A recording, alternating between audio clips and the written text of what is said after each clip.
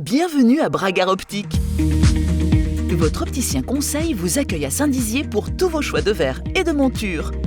Ray-Ban, Lacoste ou encore Michael Kors vous attendent. Profitez également du tiers payant et de notre deuxième paire à 1 €. Rendez-vous 10 rue Émile Giraud à Saint-Dizier.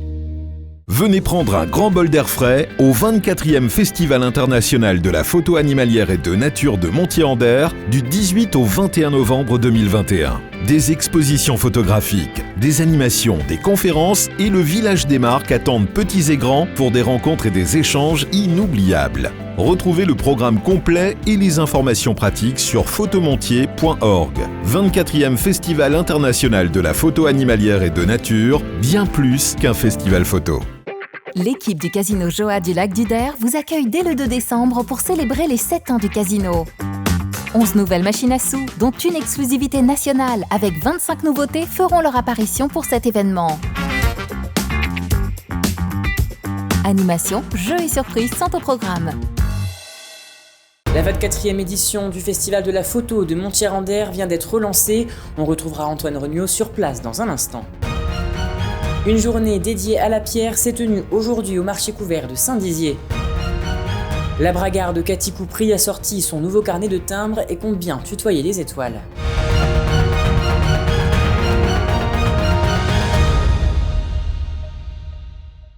Bonsoir à tous et bienvenue dans votre journal du jeudi 18 novembre 2021. Aujourd'hui débute la 24e édition du Festival international de la photo animalière et de nature à Montier-en-Der, un événement tant attendu. Et avec nous pour en parler, Antoine Regnault qui est en duplex depuis l'exposition. Bonsoir Antoine. Alors comment se déroule cette première journée et ce lancement ? Bonsoir Julien, en effet, le 24e Festival de la photo animalière et de nature a ouvert aujourd'hui à Montier-en-Der. Une bonne nouvelle pour les festivaliers et pour les exposants qui sont contents de se retrouver ici aux alentours d'une centaine d'expositions avec 200 exposants et sur 15 sites différents à Montier-en-Der et également jusqu'à Giffaumont-Champaubert. Un nouveau souffle d'ailleurs pour ces exposants qui retrouvent ici le contact, le réel après une exposition virtuelle qui s'est tenue l'année passée mais qui avait tout de même réussi à rassembler plus de 97 000 visiteurs sur la version en ligne. Aujourd'hui, pour inaugurer officiellement ce festival, Bérangère Abba, la secrétaire d'État à la biodiversité, avait fait le déplacement, un déplacement naturel pour elle à la suite de la COP26 qui est notamment traitée de ces questions de biodiversité. Écoutez sa réaction au micro. Évidemment, je suis extrêmement heureuse et fière d'être aujourd'hui ici en tant que secrétaire d'État à la biodiversité pour inaugurer cette 24e édition. Et ça fait sens parce qu'on parle des enjeux les plus importants de ce siècle. On est au cœur vraiment de la prise de conscience, de l'actualité qui fait que la biodiversité, la préservation de la nature prend autant de place que les questions climatiques. Et on sait d'ailleurs que c'est une façon de résoudre la crise climatique que de préserver la nature et la biodiversité, de la même façon que lutter contre le réchauffement climatique permet de préserver la nature. Aujourd'hui, ces deux combats, ils se rejoignent. On a vraiment une vraie conscience de ça. Ça fait du Festival de Montier un événement exceptionnel parce qu'on peut faire plein de politiques, on peut déverser plein de moyens dans des dispositifs tant que les gens ne perçoivent pas avec leur cœur, avec leur émotion, cette nécessité de préserver la nature, beaucoup de nos efforts restent vains. Il faut vraiment partager autour de cette conscience et l'émerveillement, c'est une des clés pour que tout le monde s'engage à sa façon dans la défense de la nature. Et voilà donc, et vous pourrez suivre ce festival à travers nos reportages tout ce week-end sur Puissance Télévisions, ce festival qui se termine ce dimanche ici à Montier-en-Der. Merci Antoine pour ces informations. Tout autre chose à présent, le marché couvert de Saint-Dizier avance à grands pas. La première phase est d'ailleurs terminée, mais sa construction attire toutes les attentions de par sa technicité complexe due au travail de la pierre. Une journée dédiée à la pierre s'est déroulée à Saint-Dizier en présence de professionnels de l'architecture venus de la région, voire même de la capitale. Un reportage d'Alison Godefroy. Quoi de mieux pour Noël qu'un nouveau marché couvert ? Hélas, ça ne sera pas le cas, seulement la partie extérieure du bâtiment, le bâti, sera terminée d'ici quelques semaines. Aujourd'hui était organisée une journée technique dédiée à la question de la construction en pierre. L'objectif, réunir des spécialistes à l'espace 2020 de Saint-Dizier Sur place, ingénieurs, architectes et maîtres d'œuvre pour échanger autour de cette construction. Qu'il soit une approche qui s'intéresse aux techniques des arcs, des constructions donc traditionnelles qui sont remises au goût du jour aujourd'hui, et aussi à d'autres systèmes de construction qui allient l'acier à la pierre. Et c'est pour ça qu'on a souhaité réunir tous ces gens autour du marché, donc autour d'un chantier de mise en œuvre, et en profiter pour avoir des échanges tous ensemble. Médiéval et industriel, ce marché couvert est fidèle à la tradition des marchés français. Les architectes sont enthousiastes quant à l'ouverture de celui-ci. Je suis impressionné et c'est toujours une surprise quand on découvre un bâtiment construit, de découvrir ses vraies proportions, ses dimensions, et là encore plus sur ce projet. Notamment la finesse finalement, la finesse de la pierre qui nous semblait énorme quand on voyait les blocs individuellement en 40 ou 60 dp. Et là, quand on voit les dimensions, on se rend compte qu'il y a une dimension tout à fait à l'échelle et même un sentiment d'élancement et de finesse. Et je l'imagine déjà en fonctionnement, j'imagine ces portes ouvertes et les gens qui vont le traverser bientôt, quoi. Sa grande ouverture et ses arcades massives font de ce marché couvert un projet complexe. Puis sa finesse et ses matériaux nobles et locaux marquent un travail remarquable, comme la pierre de Bourgogne et la pierre de l'Oise. Il est complexe par rapport à l'ingénierie, qui a été vraiment un atout et une phase très très compliquée en amont. Des grands arcs en pierre, on sait faire, on ne sait pas les justifier, mais là, c'est en travaillant vraiment finement avec l'architecte, l'ingénieur et les concepteurs qu'on a pu mettre en œuvre ces arcs. Le 15 octobre dernier a eu lieu le décoffrage de l'arc. Cette opération singulière marquait une ouverture prévue pour l'été 2022. Aujourd'hui, la première phase de construction est terminée. On en est quasiment à la fin, parce qu'on va finir pour Noël. C'est-à-dire qu'on a fait la première phase qui était le long pan et le premier pignon au printemps. Et là, on arrive à la fin, on est quasiment sur les derniers blocs. Dans une semaine, on aura fini de poser les derniers blocs. Si la structure est terminée, il faudra encore patienter quelques mois pour que les bragards puissent profiter de ce lieu où tous les savoir-faire, maraîchers et producteurs locaux seront rassemblés. Et passons à présent à la rubrique « Expliquez-nous ». Aujourd'hui se déroule la journée du Duodé, une journée d'immersion dans diverses entreprises. Et avec nous pour en parler, Florent Prouvé, qui le temps d'une journée est devenu journaliste au sein de la rédaction de Puissance Télévisions. Alors Florent, première question, est-ce que tu peux nous expliquer en quoi consiste ce Duodé ? Eh bien Julien, aujourd'hui se tient la 4e édition du Duodé. Cet événement se tient sur une journée lors de la Semaine européenne de l'emploi des personnes handicapées. Et donc, quel est son but finalement ? Pourquoi il est important ce Duodé ?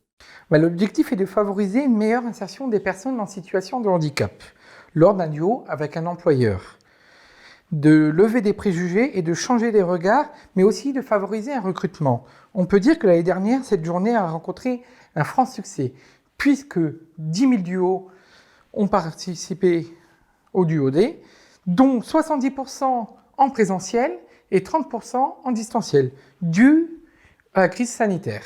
Eh bien, en tout cas, on espère que cette année, du coup, beaucoup plus de duos vont pouvoir être effectués. Et merci pour cette présentation. Merci à toi d'avoir été, du coup, mon duo pour cette journée. Alors, en quelques mots, est-ce que tu peux te présenter ? Je me prénomme Florent, je suis actuellement en recherche d'emploi. Et je suis en situation de handicap, suite à un accident médical. Dans ce cadre de cette journée, j'ai découvert un autre métier pour une autre orientation professionnelle. Je tiens à vous remercier dans un premier temps d'être à vos côtés. Mais cela aussi m'a permis en fait de découvrir un autre métier que je ne connaissais pas vraiment, mais aussi de voir si le métier me plaisait et pourquoi pas de me réorienter vers un tout autre domaine par rapport à ce que j'ai connu auparavant. Eh bien, merci Florent, le message est passé et encore une fois, merci d'avoir été mon duo pour aujourd'hui et d'avoir préparé du coup ce journal ensemble. Tout autre chose. À présent, revenons désormais sur Saint-Dizier pour aller à la rencontre de l'artiste Cathy Coupry qui, pour la 2e fois, a travaillé en partenariat avec La Poste pour réaliser un nouveau carnet de timbres. Après avoir étudié le sujet avec sa directrice artistique, Cathy Coupry met au point la technique de réalisation des timbres. Cela comprend l'organisation du carnet, mais aussi le travail du texte, un exercice pas si facile que ça au vu de la surface du timbre. Un reportage d'Alison Godefroy.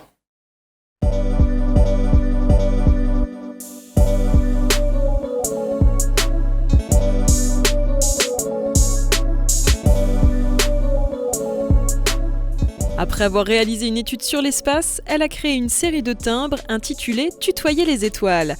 Elle s'appelle Cathy Coupry, elle est diplômée de l'École nationale supérieure des arts décoratifs de Paris et on peut dire que cette artiste a la tête dans les étoiles. J'ai choisi en fait de faire un focus vraiment sur les étoiles avec les dernières connaissances qu'on avait de l'univers et des étoiles grâce au télescope Hubble et au site de la NASA.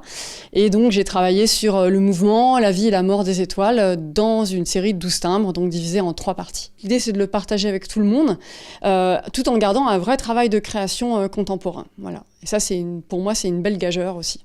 J'ai fait des images qui sont utilisées dans le timbre comme ça, et j'ai fait des zooms. J'ai été chercher pour certains timbres juste une partie agrandie, etc. Donc en fait, une gravure comme celle-ci, elle sert pour 4 timbres. Et chacun de ces projets comporte des difficultés.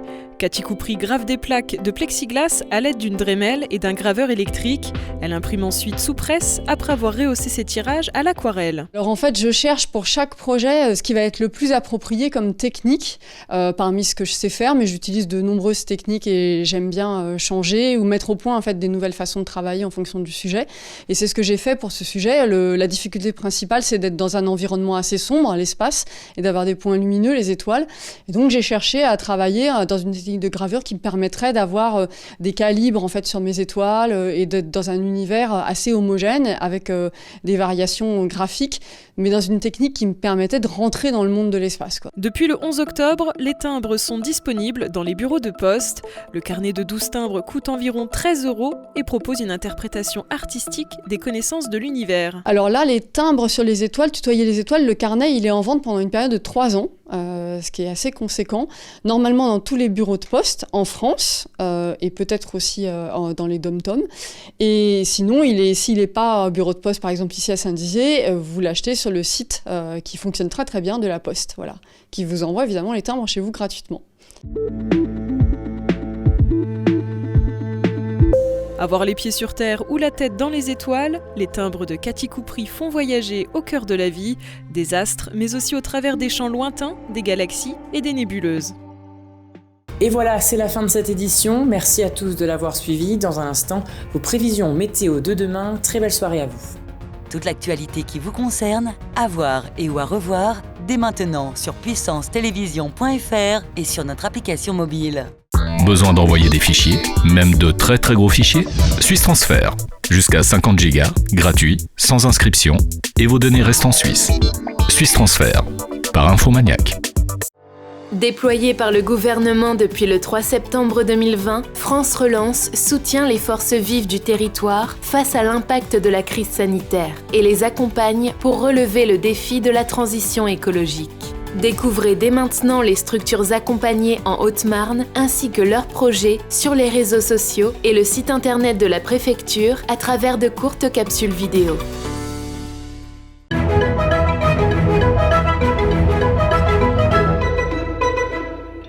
Bonsoir à tous. Demain matin, le ciel sera encore une fois couvert et brumeux, avec des bancs de brouillard à Chaumont, à Bar-le-Duc et à Saint-Dizier. L'après-midi, le ciel se dégagera à Chaumont, tandis que le brouillard persistera à Vitry-le-François. Il fera 8 degrés à Saint-Dizier et à Bar-le-Duc. Demain, vendredi 19 novembre, nous fêterons les Tanguy et nous perdrons 3 minutes de soleil. Très bonne soirée avec Puissance Télévision.